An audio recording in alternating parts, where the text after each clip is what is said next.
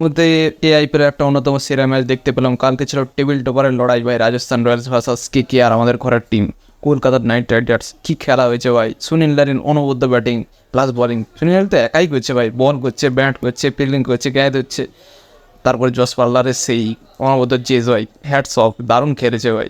এতদিন চোট ছিল, আগের ম্যাচ তো খেলতেই পারেননি, তো এই ম্যাচে তো ইম্প্যাক্ট প্লেয়ার হিসেবে খেলছিল, দারুণ খেলেছে। এবং শেষের দিকে যে অবস্থা হয়েছিল ভাই, কোনো প্লেয়ার তাকে সাথ দিচ্ছে না। অবশ্য রিয়ান পরাগ ভালো খেলেছে, রোম্যান পাওয়ারও ভালো খেলেছে, তো তারপরেও কিন্তু বাটলারের যে চেজ, তার কাছে কিন্তু কেউ টেকে না, দারুণ খেলেছে। তো প্রথমে যখন কলকাতা ব্যাট করতে আসে, তখন তো ভাই শর্ট তো আউট হয়ে যায়, কিন্তু ন্যারিন যে মারে, ন্যারিন কিন্তু মেরে মেরে কাটা খায়, নুনে ছুটে দেয় প্রচুর। এবং ন্যারিন মারতে মারতে সেঞ্চুরি করে ফেলে। এবং এর আগে সেঞ্চুরি করেছিল ব্যান্ডন ম্যাকুলাম, কলকাতার হয়ে ব্যান্ডন ম্যাকুলাম করেছিল, তারপর ভেঙ্কটেশ আইয়ার। এবং ন্যারিন তৃতীয় ব্যাটসম্যান হিসেবে পরিগণিত হলো, যে কিনা কলকাতার হয়ে সেঞ্চুরি করেছে।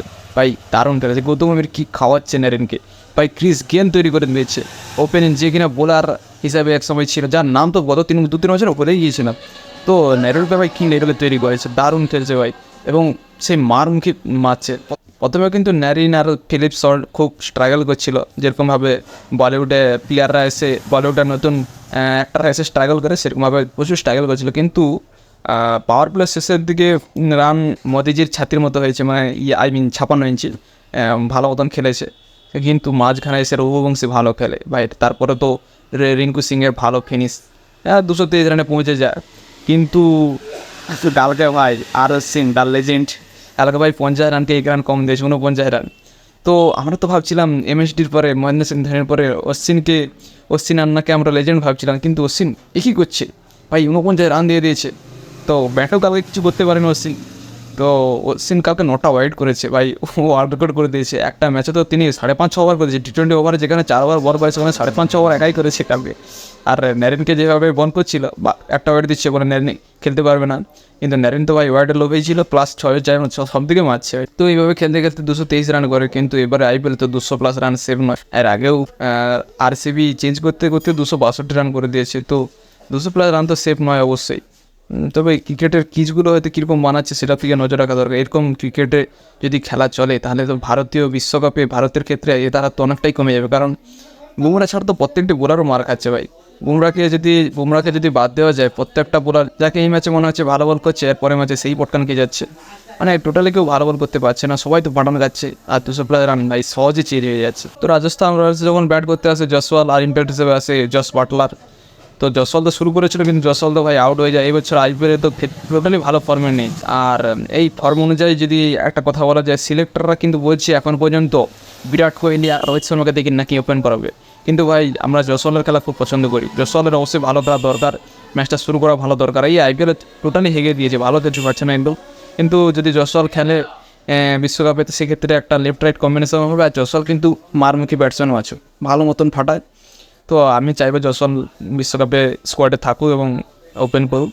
তো জসওয়াল কিন্তু শুরু ভালো করেছিল, কিন্তু তারপরে বৈভব বড়রা সুইং করে আউট হয়ে যায়। এরপরে জস বাটলার একটা ভালো ইনিংস সেটাকে ধরে চালায়।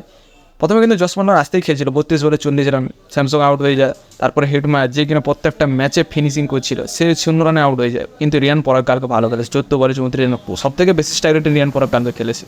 এরপরে আসে তোমার জোস বুটেল, তিনি আউট হয়ে যায়। কিন্তু তারপরে আসে ভাই রোম্যান পাওয়ার, তার ইনিংসটাও কিন্তু আন্ডাররেটেড ছিল, ভালো খেলেছে কিন্তু তার উইকেটটা ন্যারিন নিয়েছে। ন্যারিন তো সবই করছে ভাই, কালকে প্রথম ইনিংসে তো ন্যারিন অর্ধেক রানের বেশি, তো অর্ধেক রান করে দিয়েছে ন্যারিন। আর তৃতীয় ইনিংসে তো উইকেট তো নিল, শুধু 2টা উইকেট, ক্যাচও দিচ্ছে, সব করছে কালকে ন্যারিন।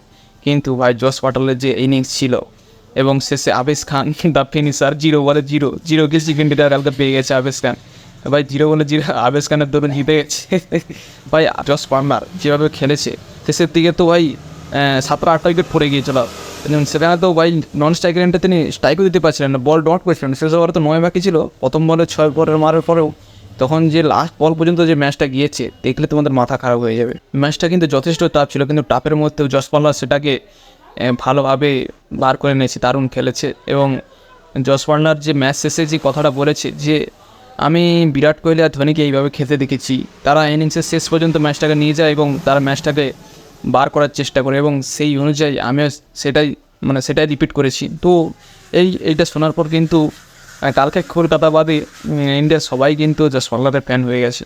এবং ধোনি আর বিরাট কোহলি তো ইন্ডিয়ার সবথেকে বড় ফ্যান ক্লাব। তো সেক্ষেত্রে ভাই বাটলারের তো ফ্যান ফলোয়িং প্রচুর প্রচুর পরিমাণে বেড়ে গেছে।